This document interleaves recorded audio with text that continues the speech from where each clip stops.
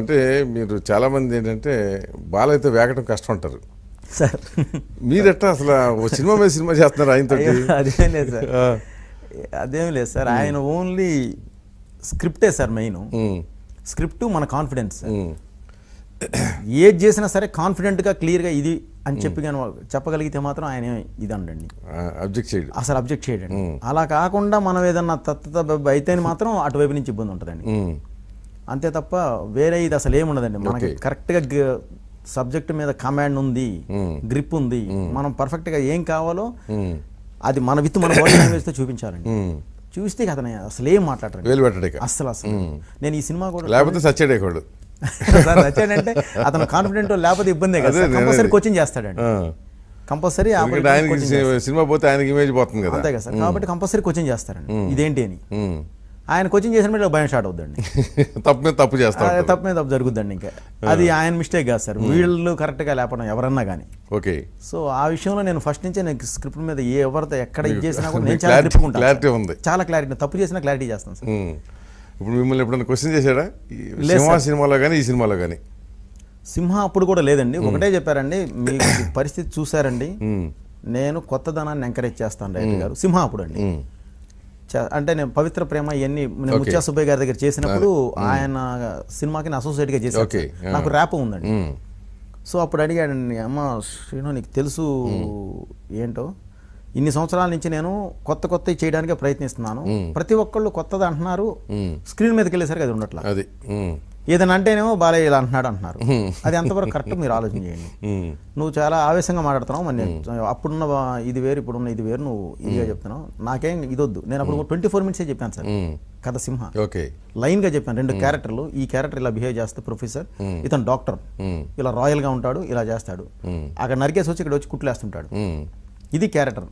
దానికి కూడా ఒక రీజన్ ఉంటుంది మీరు నరగడానికి కూడా, బాబు ఇది ఇది ఇది అని క్లారిటీగా చెప్పాను సార్.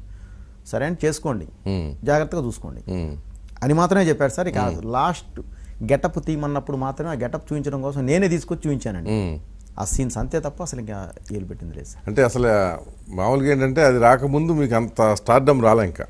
లేదండి. ఎట్లా అప్రోచ్ అయ్యారు? ఆయన ఒప్పించడం కొంచెం కష్టం కదా? అంటే అదేం లేదు సార్, బాబే కాల్ చేశారండి. నేను అప్పుడు విజయవాడలో ఉన్నానండి. ప్రొడ్యూసర్స్ ఒకళ్ళారా వెళ్ళినప్పుడు మెన్షన్ చేస్తుంటారు కదా సార్, ఫలానా డైరెక్టర్ అయితే మీ బాడీ లాంగ్వేజ్ ఉంటుంది బాబు, ఫలానా అతన్ని అయితే ఫైర్ ఉంటుంది బాబు, ఏదో సంథింగ్ చెప్తూ ఉంటారు కదా సార్ వీళ్ళు. ఆ పాయింట్ ఆఫ్ నేను చెప్తే నేను విజయవాడ పెళ్లిలో ఉన్నానండి, పెళ్లికి వెళ్ళాను సార్. అప్పుడు కాల్ వచ్చింది, మనం ఫలానా టైంకి కలుద్దామండి బాబు, నేను విజయవాడలో ఉన్నాను, రేపైతే రాగలను, ఈరోజు ఇప్పుడు నేను బయలుదేరి రాలేనండి.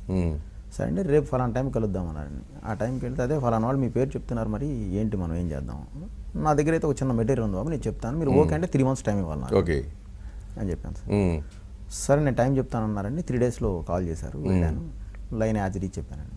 ఇప్పుడు హిందీ సినిమాల్లో చాలా చక్కగా మామూలుగా సింపుల్గా క్యాజువల్గా వాళ్ళ పేర్లు పెట్టి పిలుచుకుంటూ ఉంటారు హీరోలు, డైరెక్టర్లు, ప్రొడ్యూసర్లు అంతా కూడా. ఈ తెలుగు సినిమాలు ఈ బాబులు గోల ఏంటి అసలు? అందరినీ ప్రతి కొంచెం 4 సినిమాలు నడిచినాయి అంటే చాలు సడన్ గా బాబాయ్ కూర్చుంటాడు. ఆ చివరి బాబు అతకదు ఒక్కోసారి కొంతమందికి. ఇప్పుడు మహేష్ బాబు ఉన్నాడు, మహేష్ బాబు బాబు గారు అనాలేమో, ఒక బాబు కాదు కదా, ఇంకో బాబు కలపాలి కదా. ఇది అలా ఏం లేదు సార్, మామూలుగా ఇది ఫస్ట్ నుంచి ఉన్నదే బాలయ్య బాబు అంటే. ఇతనని కాదు నేనది, నేను ఇప్పుడు మీరు బాలయ్య ఇది చేస్తున్నారని కాదు, జనరల్ గా అందరికీ. ఇప్పుడు నాగార్జున అంటే నాగార్జున బాబు, వెంకటేష్ బాబు, సో ప్రతి వాళ్ళు ఒక బాబు. ఇతను జూనియర్ ఏంటి ఏముంది ఎన్టీఆర్కి? లేదండి, తారక్ అంటారండి. తారక్ అది ఒకటి మినహాయింపు ఉంది. ఓకే. అంటే అసలు ఎందుకు వచ్చింది మీకు మీ అనాలిసిస్? అంటే యాక్చువల్లీ దాని మీద నాకు అనాలిసిస్ అంత ఐడియా లేదు సార్. వెంకటేష్ బాబుతో చేశాను సార్. వెంకటేష్ బాబు అనడం అలవాటు అయిపోయింది సార్. సురేష్ బాబు, వెంకటేష్ బాబు అనడం అలవాటు అయింది సార్. నాగార్జున గారిని ఎప్పుడు నాకు సరే అంటామండి, మరి బాబు అని ఎప్పుడు అనలేదండి. తను కూడా నాగే అనమంటాడు, నాకు సరే. మామూలుగా కొంచెం డౌన్ టు ఎర్త్ ఉంటాడు అతను. అతను కూడా అంత ఇష్టం ఉందో లేదు తెలియదు, బట్ కొడతా ఉంటారు కదా. అదే సార్, అది లేదు కానీ మన దగ్గరకు వచ్చినప్పుడు మాత్రం ఎక్కువగా అవకాశం ఉన్నంత వరకు మేము వెళ్ళి కలిసినప్పుడు మాత్రం నాకు సరే అంటామండి. బాలయ్య బాబు మాత్రం as it is Balayya Babu అండి. చిరంజీవి గారిని ఇప్పటి నుంచి చిరంజీవి గారు అంటాం, లేదా అన్నయ్య అంటారు. ఆయనకి లేదు, చిరంజీవి బాబుకి లేదు, బాబు లేదు. అలా తక్కువేనండి, ఆయన ఉన్నంత వరకు అది లేదు యాక్చువల్గా. అదే సార్, చిరంజీవి జనరేషన్ తోటి బాబులు ఆయాంలో బాబులు గోల లేదు, తర్వాత వచ్చినాయి ఈ బాబులు. అంటే బేసిక్గా వాళ్ళ పిల్లల్ని కలవడానికి ఆ ఇంటికి వెళ్ళినప్పుడు కానీ హీరోలు మెయిన్ రామారావు గారు కానీ వీళ్ళంతా ఉన్నప్పుడు ఆ ఇంటికి వెళ్ళినప్పుడు బాబు ఎలా ఉన్నాడండి బాగున్నారంటారు కాబట్టి పిల్లల్ని అది అలాగే కల్పేశారు అయ్యిందనేది ఉద్దేశం. అంతే సార్, అయి ఉంటుందని అంతే సార్, ఎజంప్షన్ అంతే సార్. అంతే కదా.